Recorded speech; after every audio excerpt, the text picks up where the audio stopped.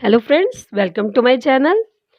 Friends, आज मैं आपको रीतिकाल की परिस्थितियाँ करवाने जा रही हूँ। रीतिकाल की परिस्थितियाँ जिसमें राजनीतिक, सामाजिक, आर्थिक, धार्मिक और साहित्यिक गतिविधियों के बारे में बताया जाएगा। किसी भी काल की साहित्यिक गतिविधियों को जानने के लिए उस काल की परिस्थितियों का परिचय आवश्यक माना जाता है। यदि हमें किसी काल की जो साहित्यिक गतिविधियाँ हैं, जो साहित्य है, यदि हमें उसके बारे में पता करना है, तो हमें उससे पहले राजनीतिक, सामाजिक, आर्थिक, धार्मिक और आर्थिक परिस्थितियों के बारे में जानना होगा। रीतिकाल की राजनीतिक परिस्थितियाँ ऐसी थी कि यह काल राजनीतिक दृष्टि से मुगलों के चरम का समय था। उस समय मुगलों का शासन था। मुगलों का शासन उस समय चरम पर था। निरंकुश राजतंत्र का बोलबाला था। अकबर ने हिंदू मुसलमानों के आपसी भेदभाव को दूर करने का प्रयास तो किया था। उसने दीन-ए इलाही नाम का एक धर्म चलाने की भी कोशिश की थी, परंतु उसके पश्चात उसके पुत्र जहांगीर ने इस ओर कोई ध्यान न दिया। अब अकबर के समय में तो उसने धर्म को, धार्मिक सहनशीलता की नीति को अपनाया था। एक धर्म भी चलाया था जिसका नाम था दीन-ए इलाही। उसने तो काफ़ी प्रयास किया कि राजनीतिक दृष्टि से ये काल काफ़ी अच्छा हो जाए, लेकिन फिर भी उसका जो ये प्रयास था काफ़ी हद तक जो सफल नहीं हुआ। लेकिन उसके जाने के पश्चात उसका जो पुत्र था जहांगीर, इस ओर उसने कोई ध्यान ना दिया। उसने बीजापुर, अहमदनगर और कई प्रदेशों को अपने राज्य में मिला लिया। जहांगीर के पश्चात शाहजहां ने राज्य की बागडोर संभाली। उसके शासनकाल में विलासिता अपनी चरम सीमा पर थी।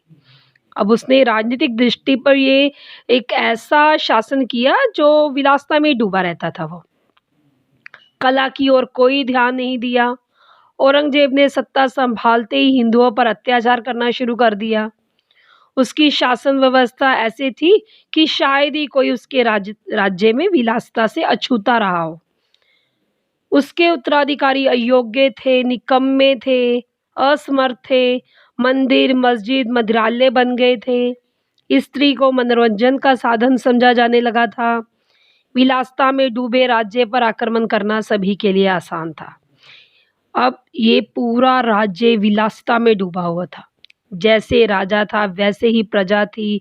कोई भी व्यक्ति विलासिता से अछूता ना था। उसके उत्तराधिकारी योग्य, निकम्मे, असमर्थ है। इसलिए ऐसे राज्य में जो आक्रमण करना सभी के लिए आसान हो जाता है। इसीलिए 1738 ईस्वी में नादिर शाह और 1761 ईस्वी में अहमद शाह अब्दाली ने आक्रमण कर दिया। इससे मुगल साम्राज्य की नींव हिल गई। मुगल साम्राज्य की नींव को हिलाकर रख दिया इसने। आगरा में जाट, राजस्थान में राजपूत, पंजाब में सिख अपना अपना जो राज्य जमाने लगे, क्योंकि औरंगजेब ने सिखों के साथ भी काफ़ी बुरा व्यवहार किया था।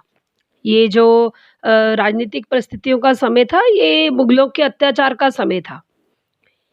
1857 ईस्वी की क्रांति ने मुगल साम्राज्य को पूरी तरह से हिला दिया।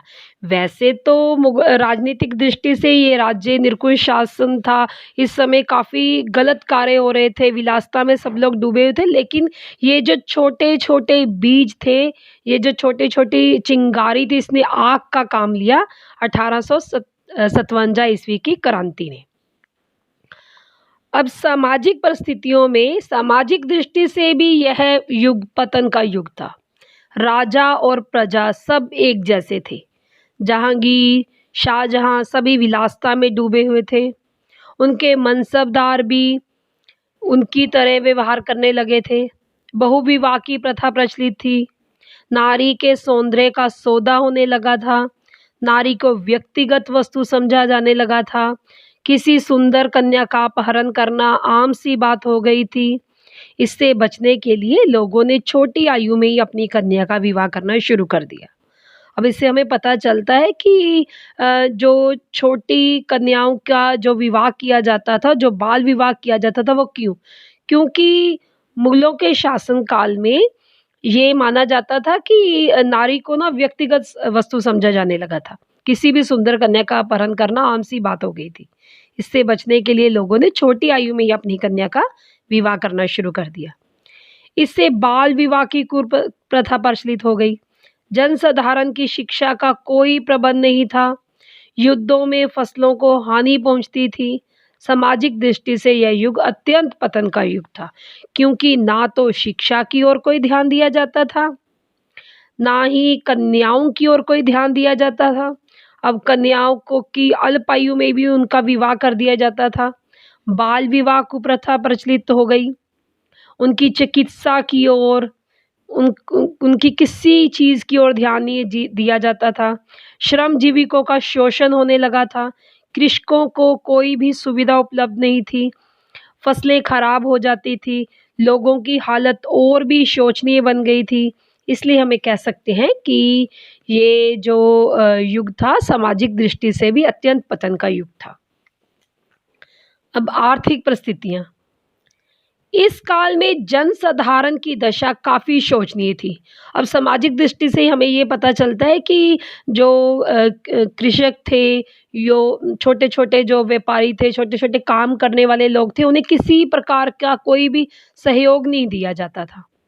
इसलिए जनसाधारण की दशा तो आर्थिक दृष्टि से काफ़ी शोचनीय थी।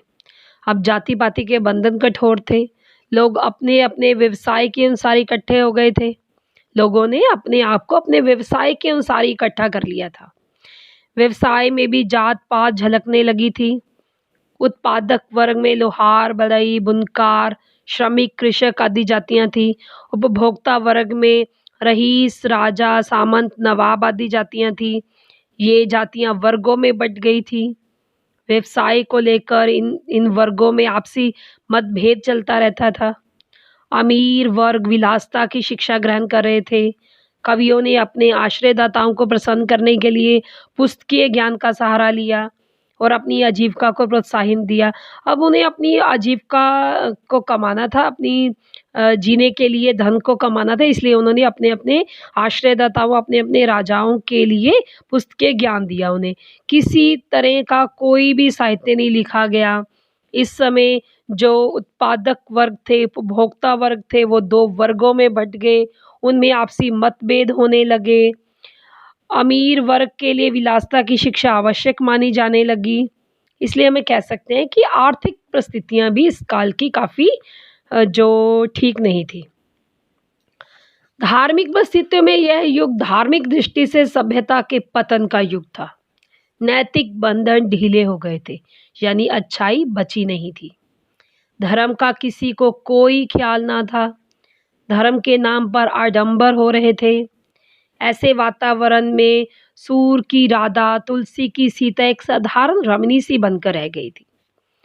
ये जो धर्म है, इसकी ओर किसी ने ध्यान नहीं दिया। ये केवल एक कविताएं मात्र ही बनकर रह गई।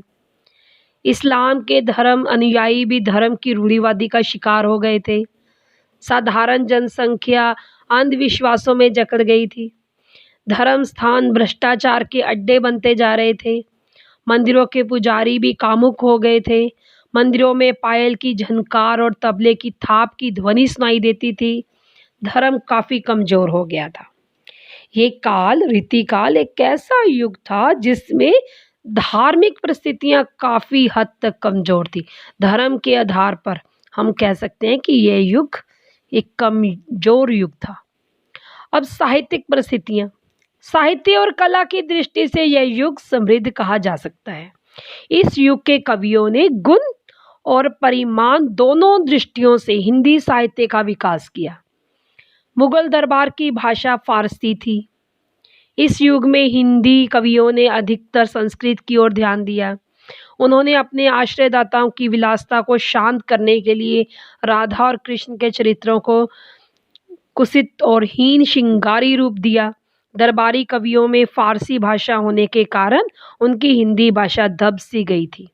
कला और साहित्य नैतिकता से गिरकर केवल मनोरंजन का साधन बनकर रह गई थी। अब हम कह सकते हैं कि जो ये रीति काल का समय था, ये शायद ही किसी परिस्थितियों में अच्छा रहा होगा। राजनीतिक, सामाजिक, आर्थिक, धार्मिक सभी जगह यह युग पतन का ही युग था। Thank you.